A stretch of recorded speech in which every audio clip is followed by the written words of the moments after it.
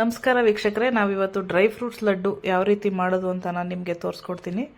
ನೋಡಿ, ತುಂಬ ಹೆಲ್ದಿಯಾಗಿರುತ್ತೆ. ನೋಡಿ, ಇದಕ್ಕೆ ಬೇಕಾಗಿರೋ ಸಾಮಗ್ರಿಗಳೇನೇನು ಅಂತ ನೋಡ್ಕೊಳ್ಳೋಣ.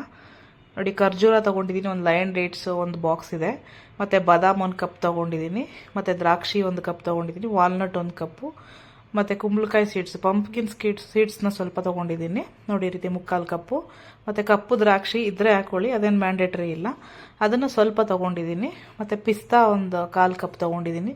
ಕಡಲೆ ಬೀಜ ನೋಡಿ ಒಂದು ಅರ್ಧ ಕಪ್ ತೊಗೊಂಡಿದ್ದೀನಿ. ಮತ್ತು ಗೋಂದ್ ಅಂತಲೂ ಅಂತಾರೆ, ಅಂಟು ಅಂತಲೂ ಅಂತಾರೆ, ಅದನ್ನು ಒಂದು 2 ಸ್ಪೂನ್ ಅಷ್ಟು ನಾನು ತೊಗೊಂಡಿದ್ದೀನಿ.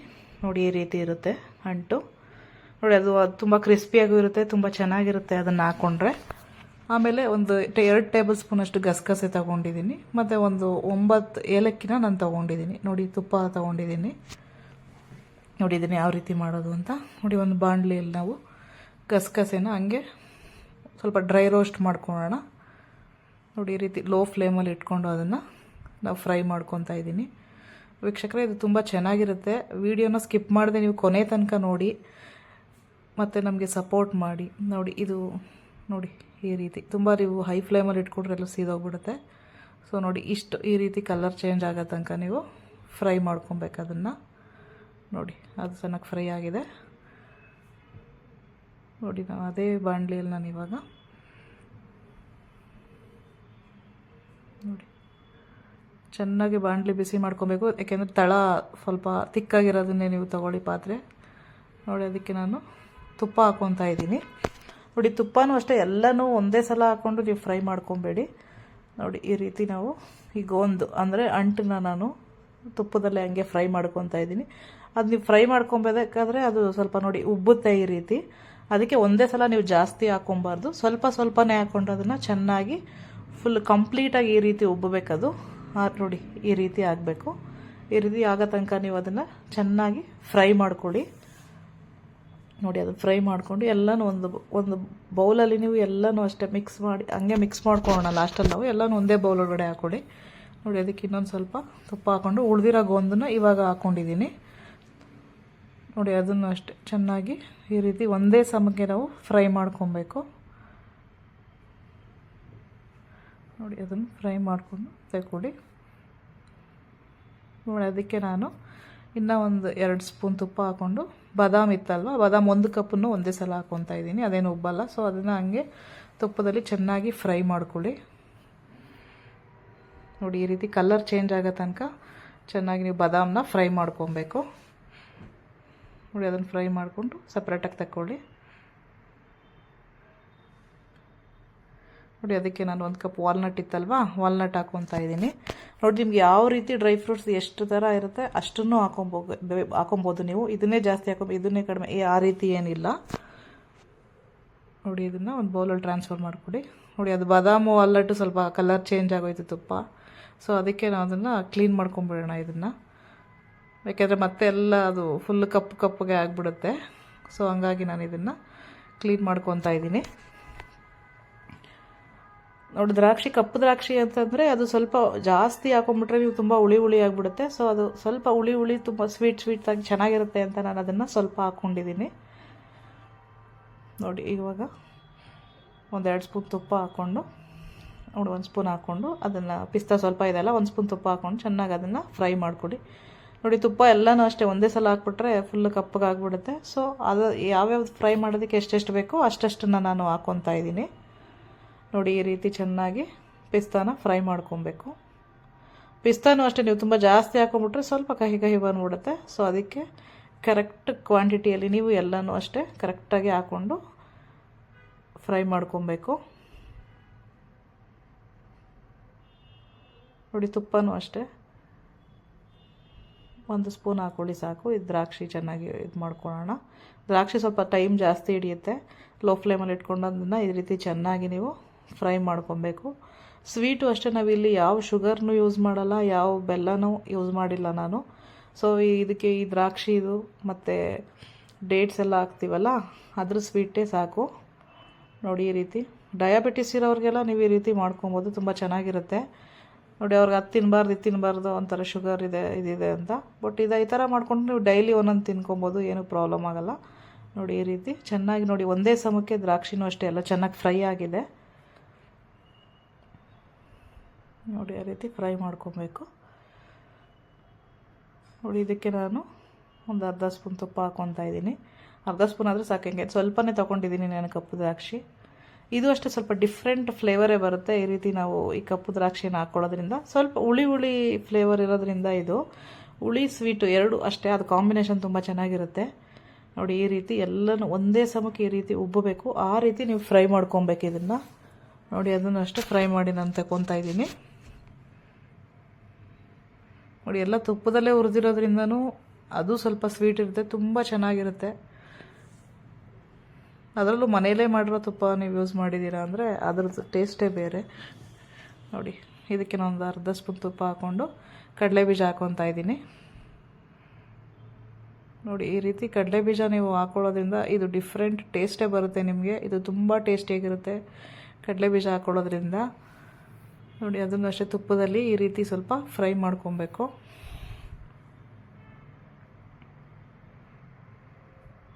ನೋಡಿ. ಈ ರೀತಿ ಚೆನ್ನಾಗಿ ಫ್ರೈ ಮಾಡಿಕೊಡಿ. ತುಂಬ ಕಲರ್ ಚೇಂಜ್ ಆಗೋ ತನಕ ಏನು ನೀವು ಕಡಲೆ ಬೀಜನ ಫ್ರೈ ಮಾಡ್ಕೊಬೇಕಾಗಿಲ್ಲ, ಪುಳಿಯೋಗರೆಗೆ ಚಿತ್ರಾನ್ನಕ್ಕೆ ಹಾಕ್ಕೊಳ್ಳೋ ಥರ. ಇದು ಜಸ್ಟ್ ಸ್ವಲ್ಪ ಆ ರೀತಿ ಬಿಸಿಯಾಗಿ ತುಪ್ಪ ಹಿಡಿದ್ರೆ ಸಾಕು, ಅಷ್ಟು ಫ್ರೈ ಮಾಡ್ಕೊಳ್ಳಿ ನೋಡಿ. ಎಲ್ಲ ತುಂಬ ಹೆಲ್ದಿಯಾಗಿರೋ ಇದನ್ನೇ ಹಾಕ್ತಾಯಿದ್ದೀವಿ ನಾವು, ಡ್ರೈ ಫ್ರೂಟ್ಸೇನೆ. ಎಣ್ಣೆನೂ ಅಷ್ಟೇ, ನಾನು ಎಲ್ಲೂ ಸ್ವಲ್ಪನೂ ಒಂದು ಅರ್ಧ ಸ್ಪೂನ್ ಎಣ್ಣೆನೂ ನಾನು ಎಲ್ಲೂ ಯೂಸ್ ಮಾಡಿಲ್ಲ ಮಧ್ಯದಲ್ಲಿ ನೋಡಿ. ಇದಕ್ಕೆ ಪಂಪ್ಕಿನ್ ಸೀಡ್ಸ್ಗೆ ಒಂದು ಅರ್ಧ ಸ್ಪೂನ್ ತುಪ್ಪ ಹಾಕ್ಕೊಂಡು ಇದನ್ನು ಫ್ರೈ ಮಾಡ್ಕೊಳ್ಳಿ.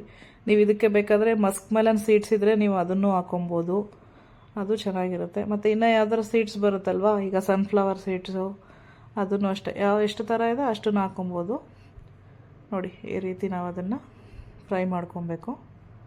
ತುಂಬ ಕಲರ್ ಚೇಂಜ್ ಆಗೋ ತನಕ ಯಾವುದನ್ನು ನಾನು ಜಾಸ್ತಿ ಫ್ರೈ ಮಾಡಿಲ್ಲ ಇಲ್ಲಿ ನೋಡಿ. ಈ ರೀತಿ ತುಪ್ಪದಲ್ಲಿ ಚೆನ್ನಾಗಿ ಫ್ರೈ ಮಾಡಿಕೊಂಡು ಇದನ್ನು ತಗೊತಾ ಇದ್ದೀನಿ.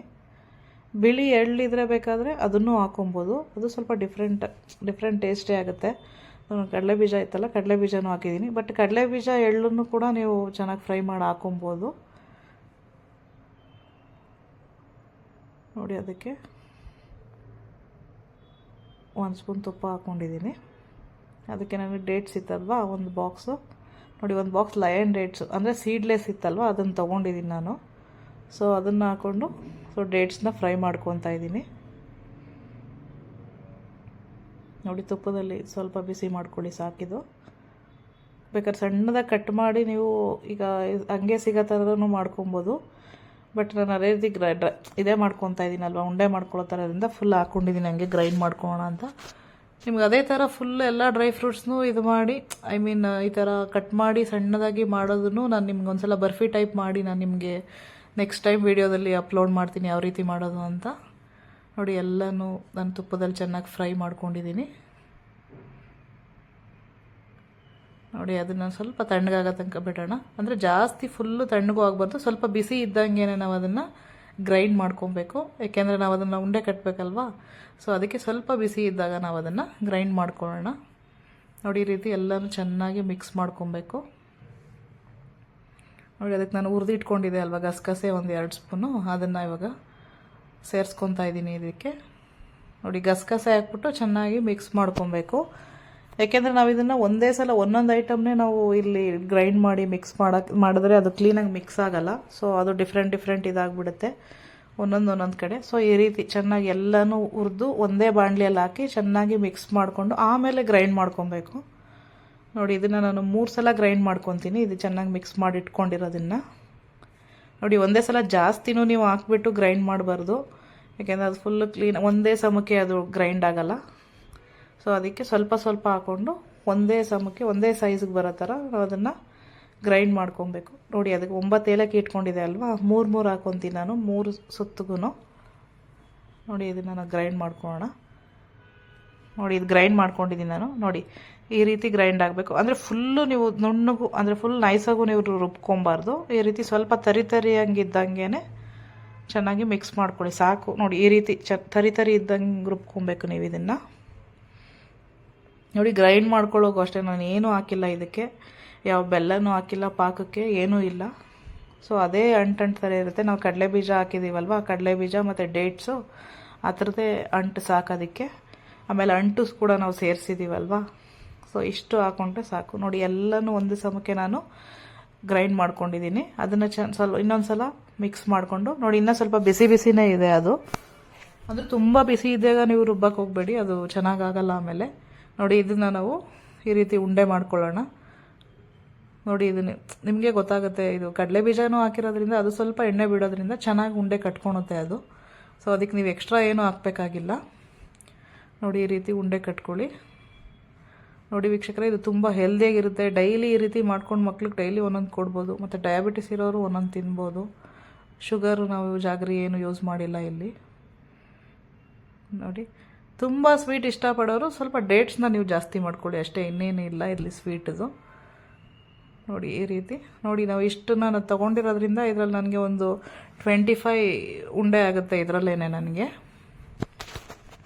ವೀಕ್ಷಕರೇ, ಇದನ್ನು ನೀವು ಮನೇಲೇ ಟ್ರೈ ಮಾಡಿ, ತುಂಬ ಈಸಿಯಾಗಿದೆ, ತುಂಬ ಈಸಿಯಾಗಿ ಮಾಡ್ಕೊಬೋದು. ಮತ್ತು ನನಗೆ ಕಮೆಂಟ್ ಮಾಡಿ ಹೇಳಿ ಯಾವ ರೀತಿ ಇದೆ ಅಂತ. ನೋಡಿ ಈ ರೀತಿ ಎಲ್ಲನೂ ಉಂಡೆ ಕಟ್ಕೊಳ್ಳೋಣ. ಸ್ವಲ್ಪ ಬಿಸಿ ಇದ್ದಾಗಲೇ ನೀವು ಎಲ್ಲನೂ ಉಂಡೆ ಕಟ್ಟಿ ಇಟ್ಕೊಬೋದು, ಏಕೆಂದರೆ ಮತ್ತೆ ತಣ್ಣಗಾದರೆ ಅದು ಮತ್ತೆ ಇದಾಗಲ್ಲ. ನೋಡಿ ಈ ರೀತಿ ನನಗೊಂದು ಇಷ್ಟು ಉಂಡೆಗಳಾಗಿದೆ, 25. ಸೊ ವೀಕ್ಷಕರೇ, ನಿಮಗೆ ಈ ವಿಡಿಯೋ ಇಷ್ಟ ಆದಲ್ಲಿ ಪ್ಲೀಸ್ ಲೈಕ್ ಮಾಡಿ, ಶೇರ್ ಮಾಡಿ ಮತ್ತು ಸಬ್ಸ್ಕ್ರೈಬ್ ಮಾಡಿ. Thank you.